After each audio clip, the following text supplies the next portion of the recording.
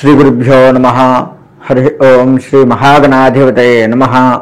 శ్రీ మహాలక్ష్మీ నారసింహదేవతాయే నమో నమః. మనకి ద్వాదశ రాశుల్లో ఏ రాశి ఎట్లెట్లా ఉంటాయి, వాటి ఫలితాలు ఎట్లా ఇస్తారు, ఏమిటి అని తెలుసుకోవడం అనేది మనకు ఉత్సాహంగా ఉంటుంది. తద్వారా ఏంటయ్యా అంటే, ఏదైనా ఇబ్బంది కలిగేటువంటివి వచ్చినట్లయితే వాటిని జాగ్రత్త చేసుకుంటూ ఆ ఇబ్బంది నుంచి బయటపడటానికి కోసమే మనం ఈ రాశి ఫలాలు చెప్పుకుంటూ ఉంటున్నాము. ద్వాదశ రాశుల్లో మిథున రాశి.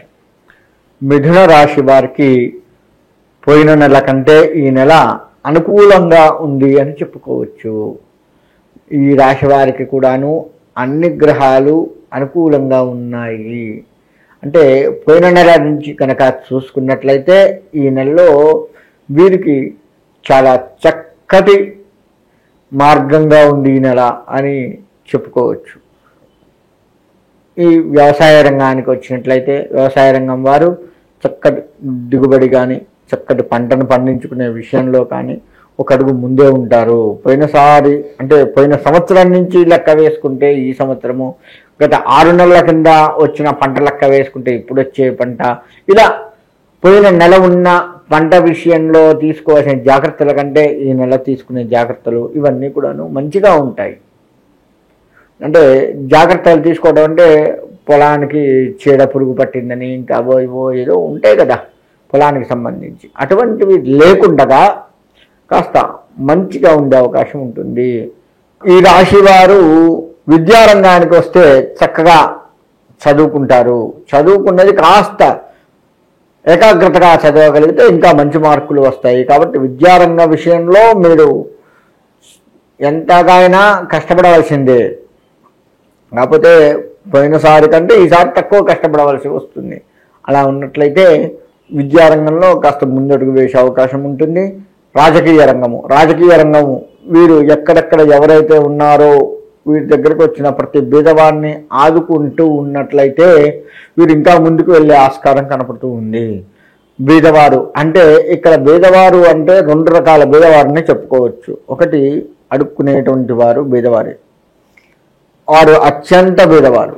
అంతేకాకుండా సామాన్యమైనటువంటి ప్రజలు కొంతమంది మీ దగ్గరకు వచ్చి కొన్ని కష్టాలు చెప్పుకునే అవకాశం ఉంటుంది. దాన్ని మీరు ఓపికగా విని ఆ ఏరియాలో ఉన్నటువంటి పరిస్థితులను ఆ ఎమ్మెల్యేల దగ్గర నుంచి అందరికీ చెప్తున్నాను. ఈ రాశి వారిలో ఉన్నటువంటి వారికి మీ ఏరియాలో ఏదైతే ఇబ్బంది ఉందో దాన్ని కాస్త సరిదిద్దుకుంటూ ఎక్కడ ఇబ్బంది ఉందో ఆచితూచి వ్యవహరించి దాన్ని చేస్తూ ఉన్నట్లయితే కీర్తి ప్రతిష్టలు మీ సొంతం, అందులో ఎటువంటి సందేహం లేదు. ఇప్పుడు మీరు చేస్తున్న మంచి పని ఎప్పటికీ గుర్తుపెట్టుకునేలాగా కూడాను ఉండే అవకాశం ఉంది ఈ రాశి వారికి. కాబట్టి రాజకీయ రంగం వారు ప్రజలకి ఎంత చేరువైతే అంత మంచిది. పోతే రియల్ ఎస్టేట్ రంగం వారికి కూడా అనుకూలంగా ఉంది అని చెప్పుకోవచ్చు.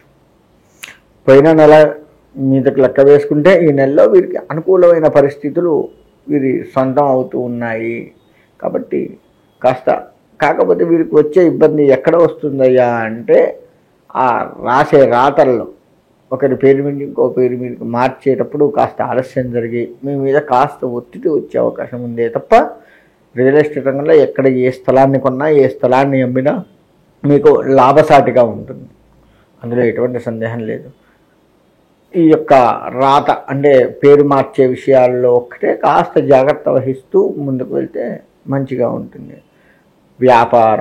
వ్యాపార రంగానికి వస్తే అంతా అనుకూలంగా ఉంటుంది. కాబట్టి ఎట్టి పరిస్థితుల్లో కూడాను ఈ వ్యాపారం వాళ్ళు ముందుకు వెళ్తే ఆలోచన ఎక్కువగా చేయండి. ముందుకు వెళ్ళాలి అన్న తపన ఎక్కువగా ఉంటే ఇంకా బాగుంటుంది.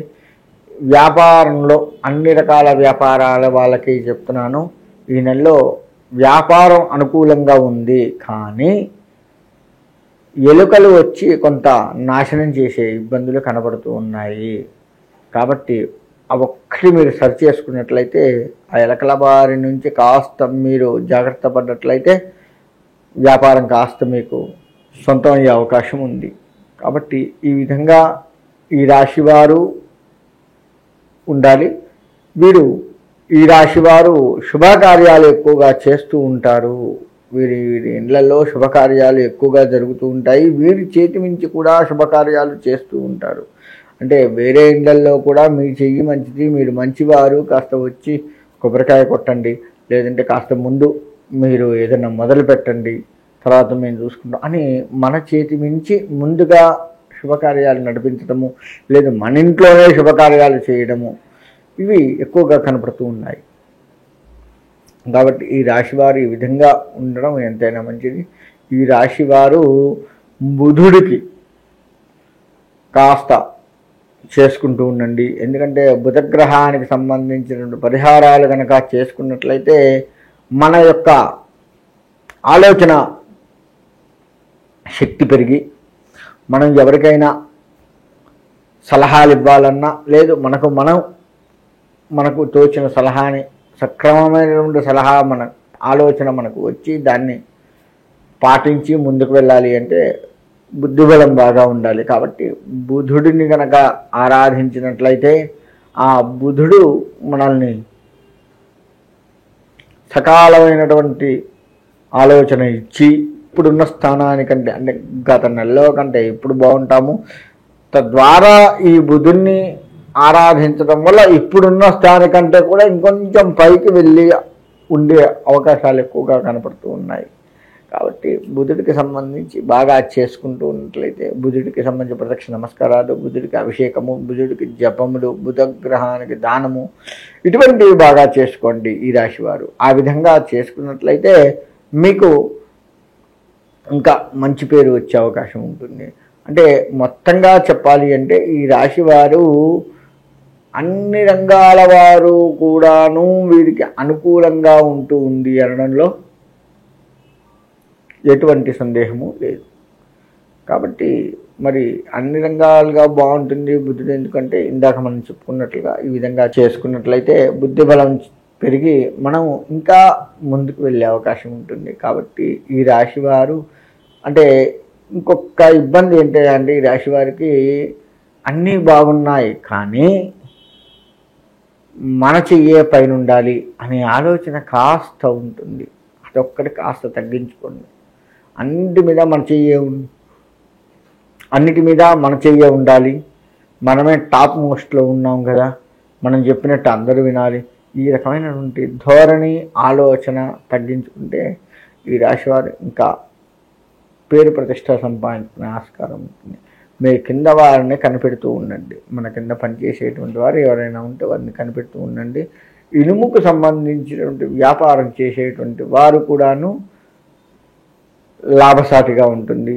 ఇనుము అని ఎందుకు చెప్తున్నాను మరి అంటే ఆ ఇనుము దగ్గర ఏమవుతుంది అంటే ఎక్కువగా అమ్మి ఎక్కువ లాభాలు వస్తూ ఉంటాయి. కాబట్టి ఇనుము చేసేటువంటి వారు తుప్పు పట్టి ఉన్నాయి అమ్మి చేసి పేరు ప్రతిష్టలు పోగొట్టుకోకుండా కాస్త ముందుకు వెళ్ళినట్లయితే మీకు అంతా మంచి జరుగుతుంది. కాబట్టి ఈ రాశివారు ఒక బుధుడికి కనుక చేసుకొని ఆ యొక్క స్వామివారి అనుగ్రహాన్ని పొంది సుఖంగా ఉండాలి అని కోరుకుంటూ సెలవు తీసుకుంటారు.